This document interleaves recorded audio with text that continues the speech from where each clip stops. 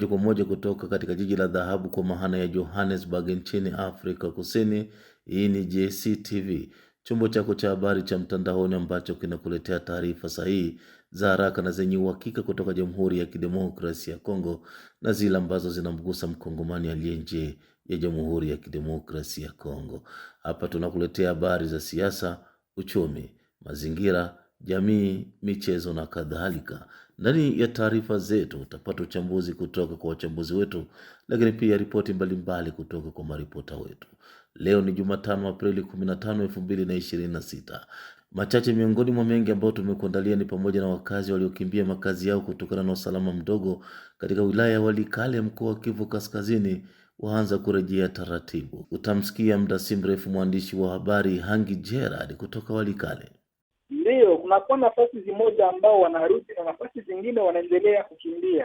Mbunge kutoka mkoa wa Chopo amewasilisha hoja yake ya kutokuwa na imani na naibu waziri Jacques Shabani kutokana na ukosefu wa usalama katika maeneo tofauti nchini Jamhuri ya Kidemokrasia ya Kongo.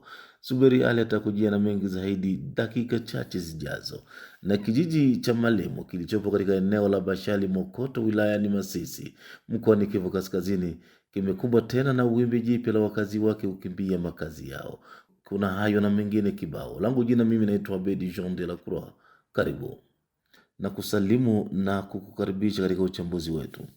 Tuanzie huko Masisi. Kijiji cha Malemo kilichopo katika eneo la Bashali Mokoto wilayani Masisi mkoani Kivu Kaskazini kimekumbwa tena na wimbi jipya la wakazi wake kukimbia makazi yao kuanzia Jumatatu Aprili 13, 2026. Kwa mujibu wa vyanzo kadhaa vya eneo hilo, wakazi ambao walikuwa wamerejea nyumbani kwao baada ya wiki kadhaa za kuhangaika uhamishoni wamelazimika tena kuondoka kijijini humo. Hatua hiyo inadaiwa kufuatia amri iliyotolewa na wapiganaji wa kundi la waasi la AFC M23 bila maelezo rasmi. Wakiwa wana maandalizi na bila uwezo wa kupinga, familia hizo zimekimbilia eneo la Kalembe ambalo tayari linakabiliwa na shinikizo kubwa la kibinadamu. Wimbi hili jipya la wakimbizi linaongeza uzito katika hali ambayo tayari ni mbaya, huku maelfu ya familia nyingine zikiishi huko kwa miezi kadhaa katika mazingira magumu bila msaada wowote. Kwa upande wa kibinadamu, mahitaji ni ya dharura na mengi. Wadau waliopo katika eneo hilo wanataja upungufu mkubwa wa chakula, huduma za afya, makazi pamoja na vifaa muhimu vya matumizi ya kila siku kwa wananchi hao walio katika mazingira hatarishi. Tukio hili jipya la watu kulazimishwa kuhama linaonyesha kuendelea kwa hali ya ukosefu wa usalama katika sehemu hiyo ya wilaya ya Masisi, ambapo raia wanaendelea kubeba mizigo licha ya juhudi za hapa na pale za kujaribu kurejea katika maeneo yao ya asili. Idadi ya vifo imezidi kuongezeka kutokana na mtumbu uliopinduka katika ziwa Tanganyika katika mkoa wa Tanganyika. Ese Isa, naibu kiongozi wa shirika la raia NDC Chumvi ya Kongo mkoani Tanganyika, anadadavua zaidi. Ndiyo ndugu, ni kwamba mnajua kwamba kuna ajali ambayo ilifanyika toka hiyo jana, na vikosi vyetu vilikuwa mahali pale kwa ajili ya kufuatilia kile ambacho kinaendelea, maana kuna maiti ambazo zilikuwa zinaogotwa mpaka jana usiku, maiti zilikuwa zinaogotwa. Na kwa sasa ni kwamba kiwango ambacho tumekipata, kumeripotiwa watu 13 ambao wamepatikana mpaka sasa, na kati ya wale watu 13 kuna wanaume 11 na wanawake 19 ambao wamekutwa tayari wamefariki. Na kati ya wale watu ambao wamefariki kuna wale ambao ni manusura au le rescapé wamepatikana kwa nombre ya 20 au 20 personnes ambao wamepata bahati ya kuwa wazima.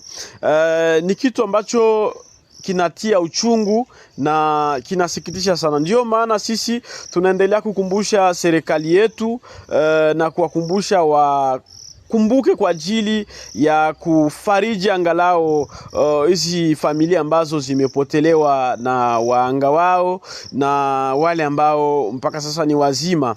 Ni kitu ambacho tunaendelea pia kuwakumbusha kama wajaribu kutimiza yale mikataba ambayo imetiwa na waziri wa usafirishaji kunyanza za juu kwa ajili ya kuempoze watu kuwa na nini na viokozi au magilet de sauvetage ili ya kuepuka ajali ambazo zinaweza kujitokeza. Ni kwamba vijiji ambavyo vinakuwa na hesabu nyingi ya kuwapoteza wapendo wao ni kuna kijiji cha Kasama, Pele na Katibili ambao wamewapoteza watu wengi.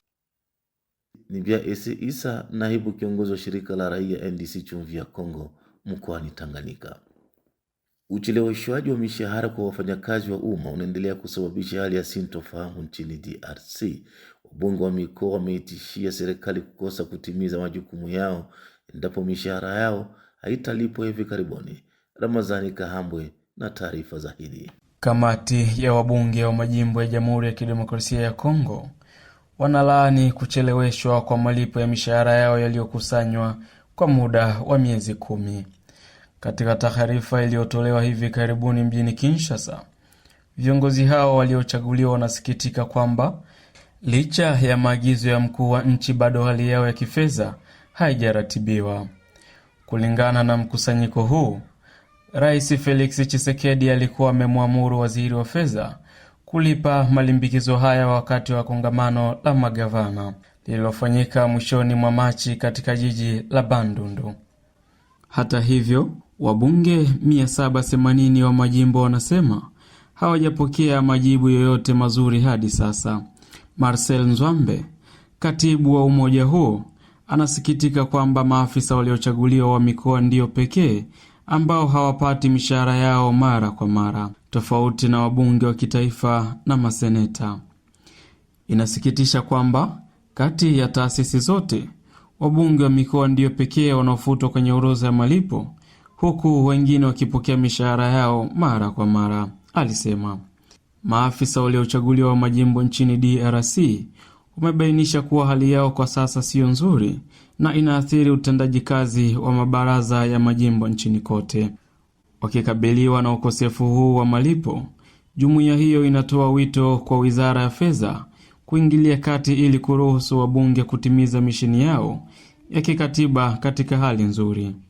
Ni Ramazani Kahambo huyo ambaye amekuletea dondoo kuhusu taarifa ya wabunge kutishia kutotekeleza majukumu yao kwa sababu ya kutokulipwa mishahara yao. Wakimbizi waliokimbia makazi yao kutokana na usalama mdogo katika wilaya ya Walikale, mkoa wa Kivu Kaskazini, wanaanza kurejea taratibu. Awali nilifanya mahojiano na mwandishi wa habari Hangi Gerard kutoka Walikale. Nilimuuliza kama taarifa hizi zikoje kiujumla. Hangi alianza kwa kufafanua zaidi. Ndiyo, kunakuwa nafasi zimoja ambao wanarudi na nafasi zingine wanaendelea kukimbia.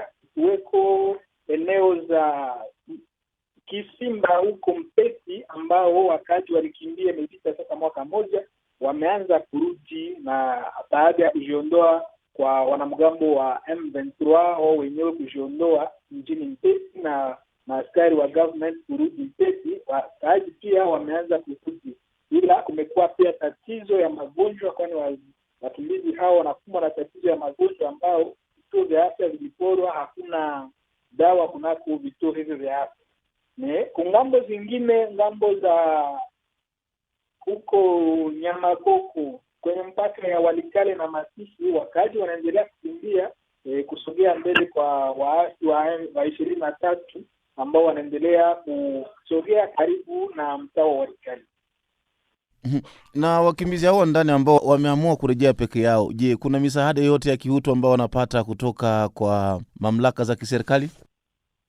Mpaka sasa hakuna msaada yeyote ya serikali, wanajitumia wenyewe, wanarudi kwenye mashamba yao, kwenye manyumba ambao tayari majani imeota, kwani imepita sasa mwaka moja kijiji hiyo haikuwa na wakaazi, ilikuwa tu na waaskari wa M23.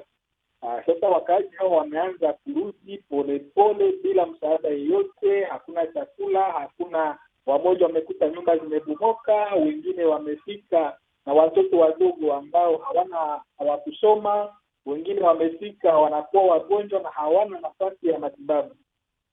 Sasa wakimbizi hao wanafikia wapi? Wanafika, wanajihudumia, wamoja wanakata majani ya migomba wakitengeneza majumba, wengine wanachukua kwenye mashule ambayo zilikuwa bado hazijaanguka, wanafikia hapo kwa kuanza kuandaa namna gani wataanza katika makao yao.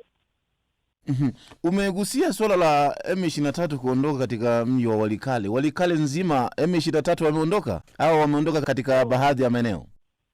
Sio Walikale yote nzima, ila kuna mkoa moja tu ya Kisimba. Mpaka sasa waasi wa M23 wanapatikana mtani Walikale kunako mkoa wa Kobo, huku eneo za Buleusa wangaliki mpaka hapo.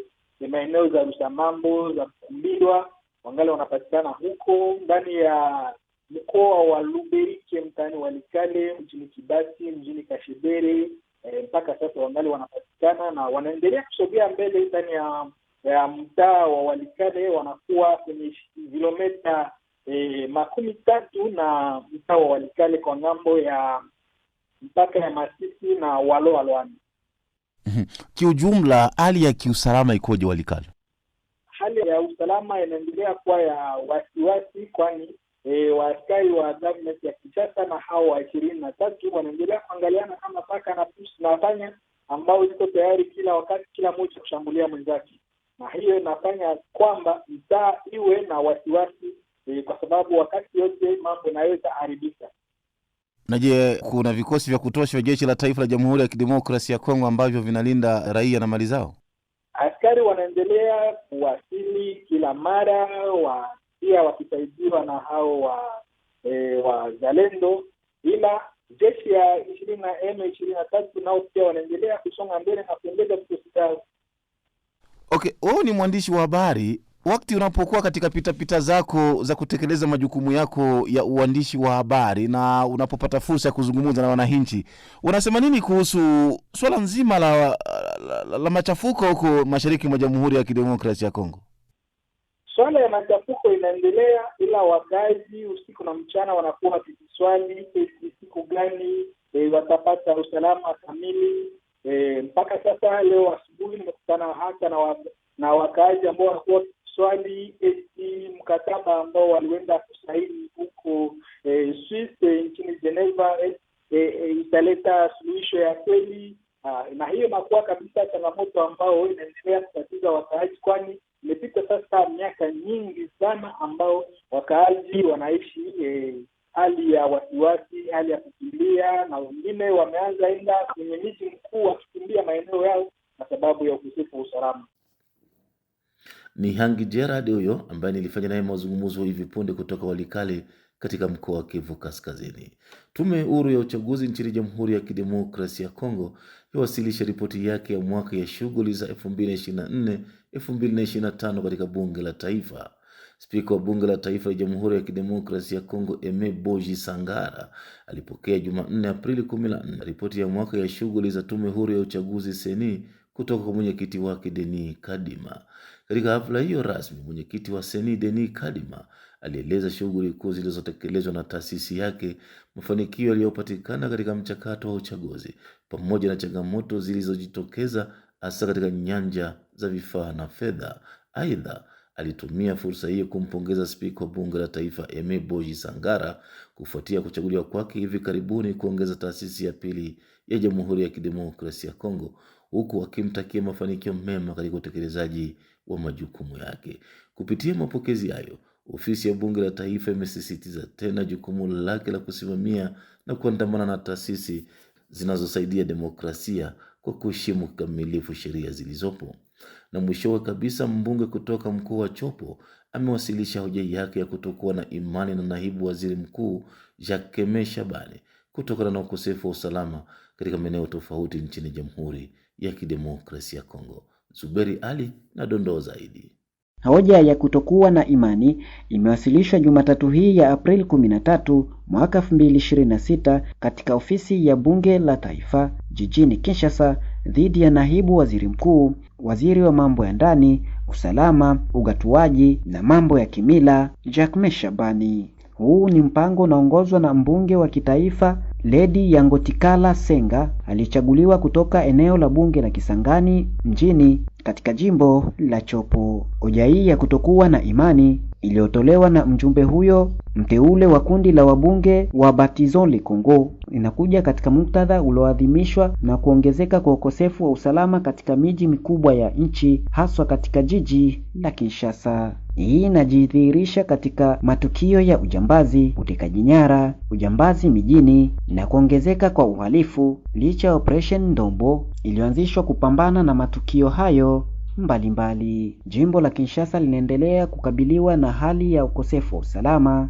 utekaji nyara na mashambulizi ya usiku. Licha ya kutekelezwa kwa operation ya Ndombo iliyowasilishwa kama mafanikio na serikali kupitia Wizara ya Mambo ya Ndani, Usalama, Ugatuzi na masuala ya kimila. Matangazo ya mara kwa mara ya kukamatwa kwa majambazi wa mjini almaarufu kuluna na kesi za mara kwa mara kwa mamlaka ya mahakama inaonekana kuwa na athari ndogo katika maisha ya kila siku mjini Kinshasa. Wakati wa mkutano wa 82 wa baraza la mawaziri, Rais Felix Tshisekedi alionyesha kuwa alikuwa amefahamishwa kuhusu wasiwasi wa watu ambao waliripoti ongezeko la kutisha la utekaji nyara katika mji mkuu. Kulingana na rais, pamoja na ukweli huo, kuna mashambulizi ya usiku yanayofanywa na majambazi wenye silaha katika baadhi ya makazi na kusababisha hofu kubwa na ukosefu wa usalama miongoni mwa raia. Kutokana na hali hiyo, amri ilitolewa kwa serikali kuzidisha ufuatiliaji na usambaratishaji wa mitandao ya uhalifu kutokana na kuzuka upya kwa utekaji nyara na ukosefu wa usalama